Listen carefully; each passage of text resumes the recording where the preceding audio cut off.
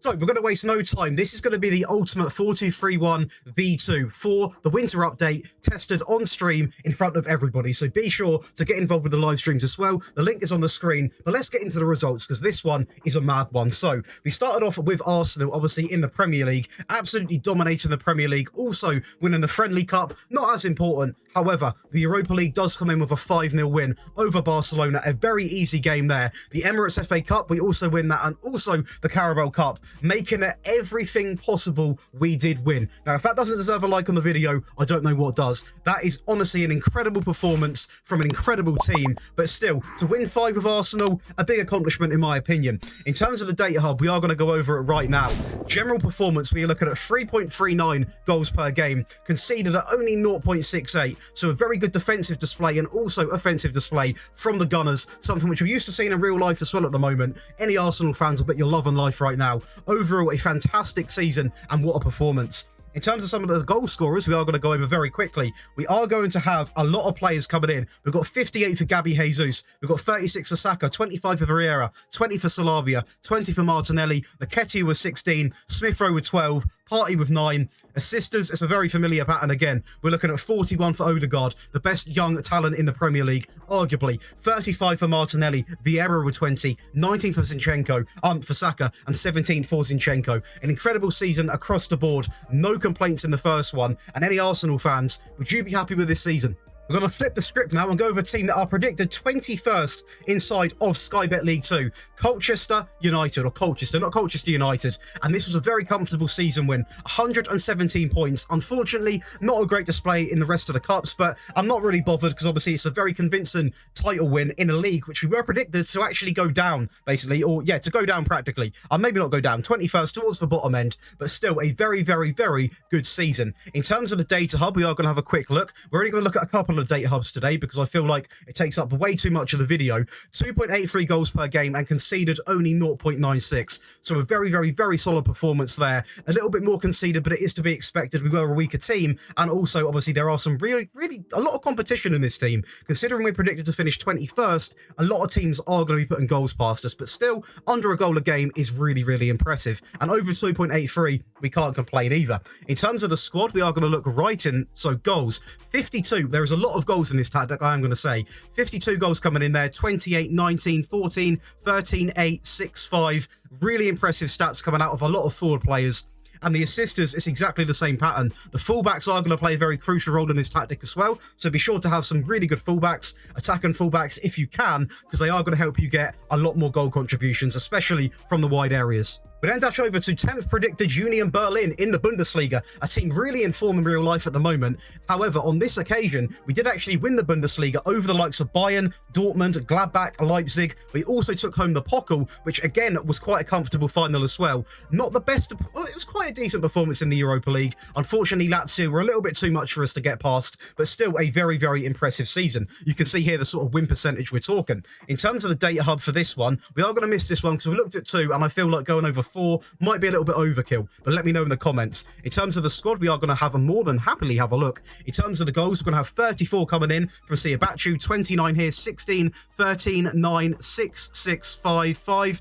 I mean, there's goals everywhere in this team, ranging from midfield, ranging from wide areas, ranging from the strikers, even centre-backs getting involved. There is absolutely all areas covered with this tactic. In terms of the assists, we've got 16 coming here, 13, 12, 12, 11, 10, 9, 8, 6, 6. I mean, this point upwards, I would argue, is actually a really good stat line. I mean, we're looking at over pretty much a team of players here getting 6 and above assists. If we want to be really petty and do the 10 plus, I mean, that's still a lot of players. So you cannot argue the attacking outlet in this tactic. It is utterly sensational. And then the one powerhouse we test with, it just shows what this tactic can do.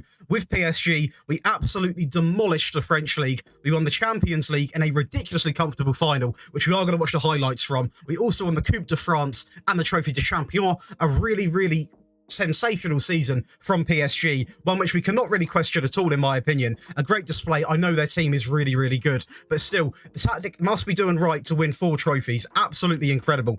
In terms, I want to show you this screen as well, by the way. 167 goals scored and only 25 conceded. Now, if we go back into the competition screen right now, you can actually see it was an invincible season as well. A ridiculous win percentage for this team and Arsenal, and it was a really, really impressive season. In terms of the players, going to be looking right now. Now, the talent is unreal with this team. I mean, look at some of the options we have. 69 goals for Mbappe, Neymar with 59, 33 for Messi, Soler with 29, 12, 5, 5. So, you know, in this scenario, it is mainly the front three. But what is nice to see, it's not, Neymar isn't too far away from Mbappe. Now, I will say this right now. Mbappe was injured for a while, so Neymar was playing up front, so possibly that's why he's got more goals, or more goals than usual. And in terms of the assists, we've got 33, 28, 27, 21, 19, 14, 14, 11, 8. I mean, it's endless assists. I mean, we're looking at several players here with 14 and above. We've actually got 4 players with 20 assists plus per season, which is utterly incredible to see. It really is. And this tactic, in my opinion, has genuinely blown me away. This was also tested live on my Twitch channel. Link is on the screen right now. Free season with Bologna.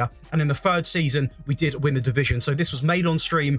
Absolutely everything broadcasted to you guys. So do go over and check that out as well. We're still using this tactic with that Bologna side. So be sure to come over and say hello. And trust me, do get involved because it's a mental stream at the moment. But let's go ahead now and watch some of the goals. I've actually picked out the Arsenal save because I feel like this one is much more impressive because obviously Barcelona are a team which could be beating Arsenal. And the PSG one, the team is incredible. But this Arsenal team obviously is really good. As you see there, Martinelli assisting Jesus. But this was a real shock performance in my opinion. I mean, an incredible final display. As Saka's going to step up here and it's down the middle. This has happened to me a lot recently on this match engine. Going right down the middle and keeper's just completely fumbling. Martinelli, some good link-up play here. Zinchenko down the line. Overlap and run into Martinelli. Is he going to cut it back? He is. Into Smith Rowe. A player which I was keen to get involved in this team, so I made sure that he did get some game time because I'm a big fan of Smith Rowe. Martinelli back into Smith Rowe. Is he going to square it across?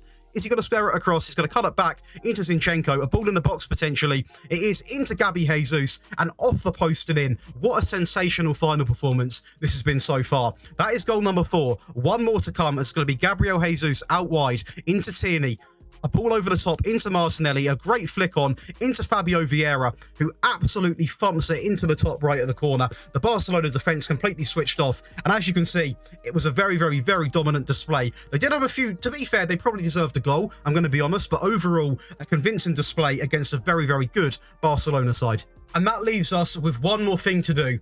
And that is to break down the tactic. I want to quickly say right now, if you are enjoying, please do leave a like, subscribe to the channel, and also do turn on notifications. And if you want to get even more involved with me as a creator, do come over to the Twitch. It's on the screen right now. And also a little announcement, there is a Discord available. I know a lot of you guys haven't pretty much joined it already. There's over 400 people in that Discord right now. The link's on the screen now and also in the description. So do come and join. It's the best place to be. It really is. But let's go ahead and break down this tactic. So let's waste no time then. So we're going to start off with an attacking mentality. In possession, you want fairly wide.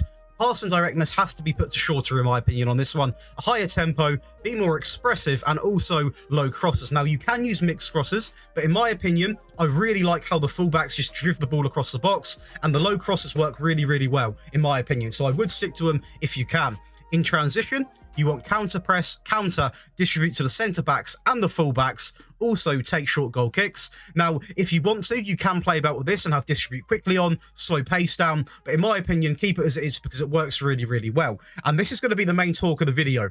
The lower defensive line, the real change from the Ten Hag tactic, and a lot of tactics I'm now recommending try a lower defensive line because the match engine is a bit of a tricky one. And in my opinion, as soon as we switched to that lower defensive line, with Bologna especially, it performed absolutely incredible. We were making a lot less mistakes, we were conceding less, and also it wasn't affecting the attack and outlet. So I would really, I know there's a bit of a space here, but I would really, really give this a go, guys. Trust me, I'm recommending it to everyone. If it doesn't work, you can obviously move the line up to standard, or you could drop this down to obviously a mid-block. But genuinely, this is working really good, and anyone that's been in the live streams can back me up on this one in the comments. It has been an utter joy to watch. Much more often in the trigger press and prevent short goalkeeper distribution. We do not have get stuck in on this one because for me, it's not really needed, and it's a good way to keep the bookings down as well.